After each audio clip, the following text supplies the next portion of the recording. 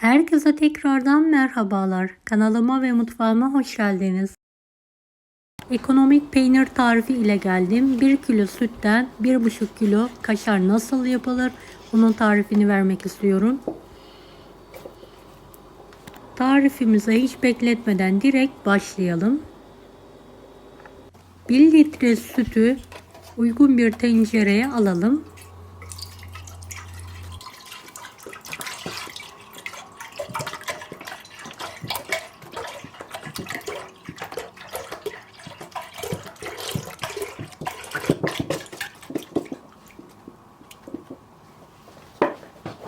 On yemek kaşığı nişasta ekleyelim ve karıştıralım.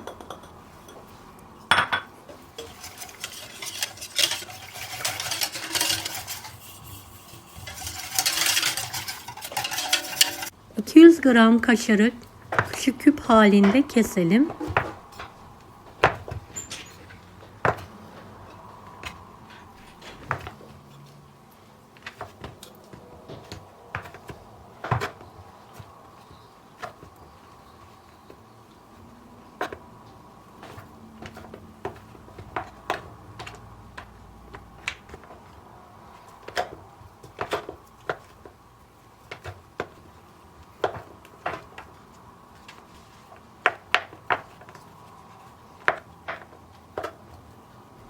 Evet, 100 gram tereyağını da küp halinde doğrayalım.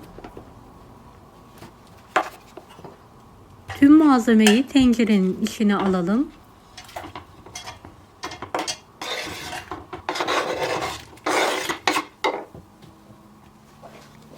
Ocağa almadan tüm malzemeyi tekrardan karıştıralım. Kaşara şekil verebilmek için süt kutusunun alt kısmını keserek hazırlayalım. Videomu bu kısma kadar izlediyseniz yorum kısmına herhangi bir emoji bırakırsanız bana destek olmak için sevinirim.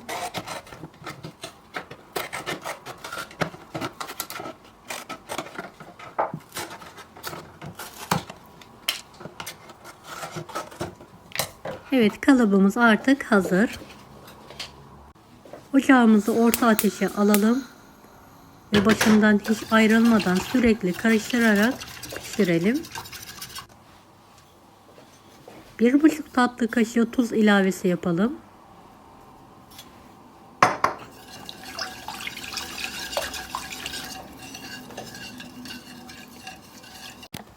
Karıştıra karıştıra pişirmeye devam edelim.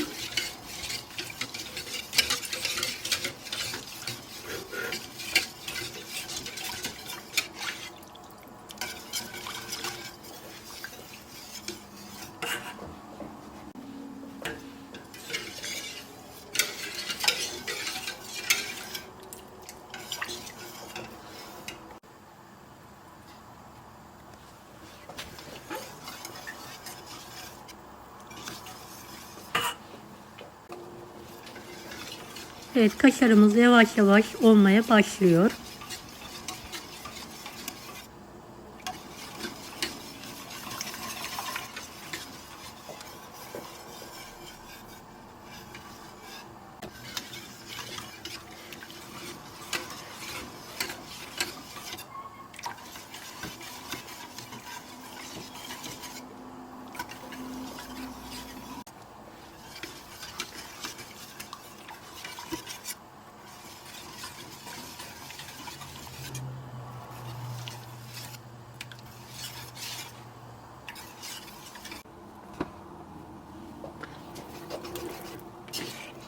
Evet, kaşarımız artık sünmeye başladı.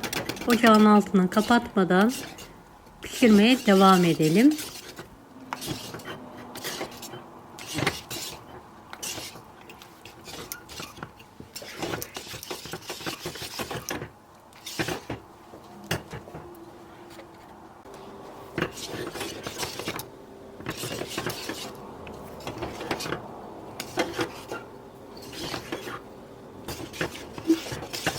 Evet, kıvamı bu şekilde yeterli. Hemen altını kapatalım. Hiç soğutmadan hazırladığımız kalıba kaşarımızı dökelim.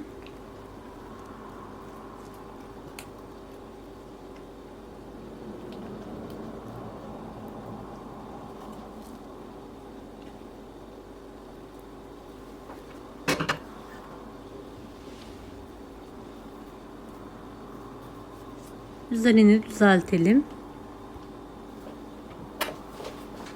Kalan kaşarı da küçük bir kaseye aldım.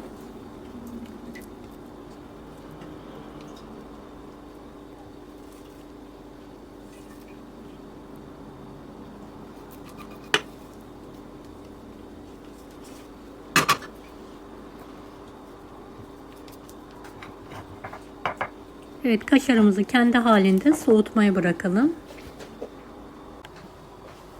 Evet, artık kaşarımız hazır. Kalıptan çıkartalım dikkatli bir şekilde.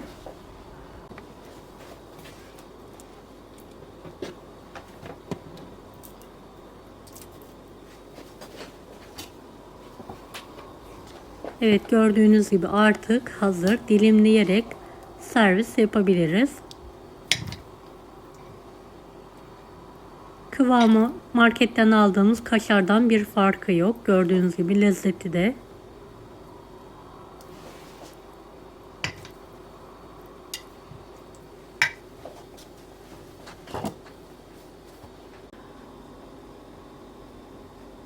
Evet, kaşardan ben tost yapmak istiyorum. Bayat ekmeğimi ortadan keserek tost için hazırlık yapıyorum.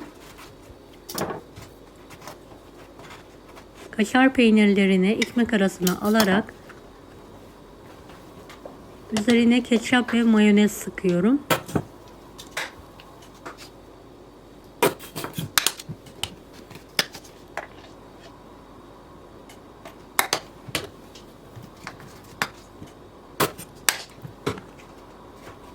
Ve kaşarlarımı tost makinesine alarak kızartıyorum.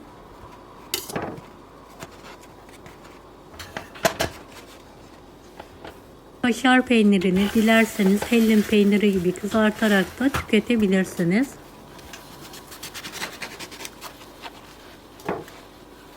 Deneyecek olanlara şimdiden kolaylıklar dilerim. Kanalıma ücretsiz abone olmayı unutmayın. Bir dahaki videolarda görüşmek üzere. Allah'a emanet olun. Hoşça kalın. Daha farklı tarifler için onları da izlemeyi unutmayınız. Afiyet şifa olsun herkese.